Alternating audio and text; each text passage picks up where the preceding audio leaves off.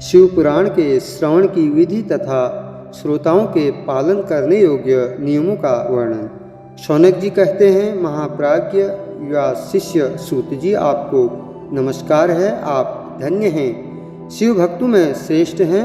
आपके महान गुण वर्णन करने योग्य हैं। अब आप कल्याणमय शिव पुराण के श्रवण की विधि बतलाइए, जिससे सभी श्रोताओं को संपूर्ण उत्तम फल की प्राप्ति हो सके। सूत जी ने कहा, मुने शौनक, अब मैं तुम्हें संपूर्ण फल की प्राप्ति के लिए शिव पुराण के श्रवण की विधि बता रहा हूँ।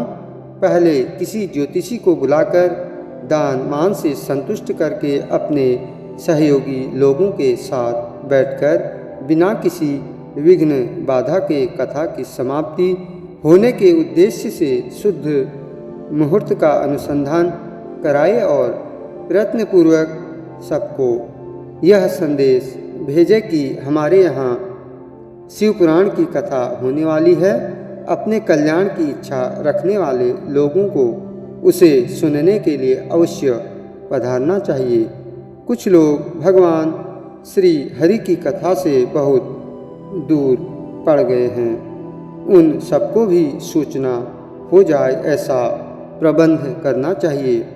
जो भगवान शिव के भक्त हों तथा शिव कथा के कीर्तन और श्रवण के लिए उत्सुक हों, उन सबको आदरपूर्वक बुलवाना चाहिए और आए हुए लोगों का सब प्रकार से आदर सत्कार करना चाहिए। शिव मंदिर में, तीर्थ में, वन प्रांत में अथवा घर में शिव पुराण की कथा सुनने के लिए उत्तम स्थान का निर्माण करना चाहिए। केले के खंभों से सुशोभित एक ऊंचा कथा मंडप तैयार कराए, उसे सब ओर फल पुष्प आदि से अलंकृत करे और चारों ओर ध्वजा पताका लगाकर तरह तरह के सामानों से सजाकर सुंदर शोभा संपन्न बना दे। भगवान शिव के प्रति सब प्रकार से उत्तम भक्ति करनी चाहिए। वही सब तरह से आनंद का विधान करने वाली है। परमात्मा भगवान शंकर के लिए दिव्य आसन का निर्माण करना चाहिए तथा कथावाचक के लिए भी एक ऐसा दिव्य आसन बनाना चाहिए जो उनके लिए सुखद हो सके। मुने, नियम पूर्वक कथा सुनने वाले श्रोताओं के लिए भी यथा योग्य सुंदर स्थानों की व्यवस्था करनी चाहिए।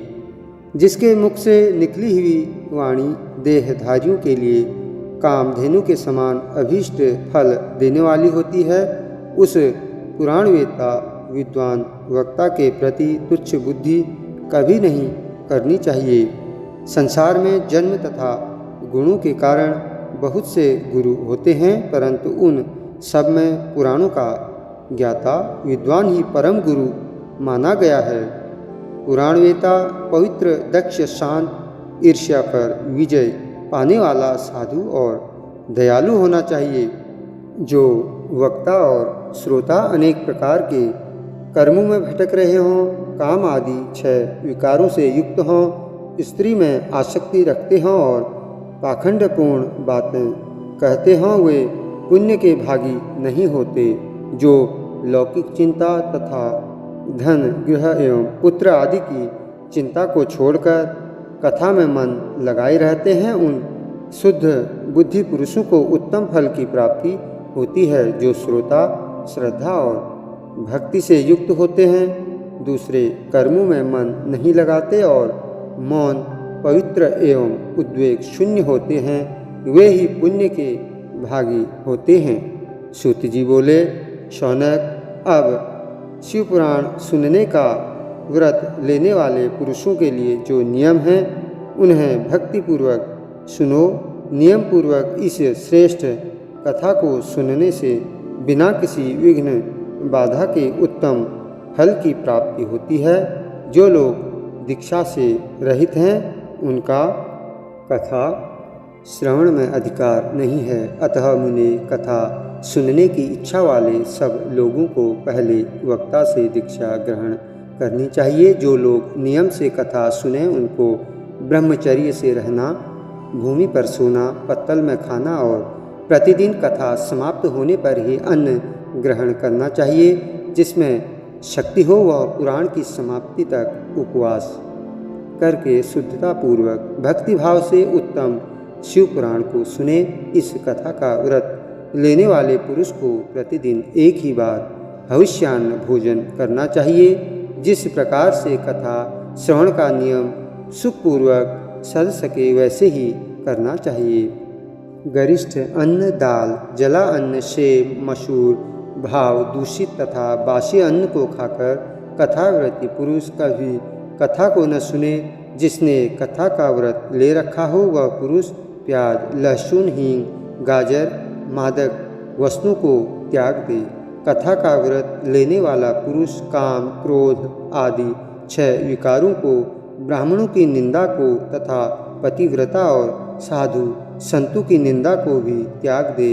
कथाव्रती पुरुष प्रतिदिन सत्य, शौच, दया, मौन, सरलता, विनय तथा हार्दिक उदारता इन सद्गुणों को सदा अपनाए रहे। श्रोता निष्काम हो या सकाम वह नियम पूर्वक कथा सुने।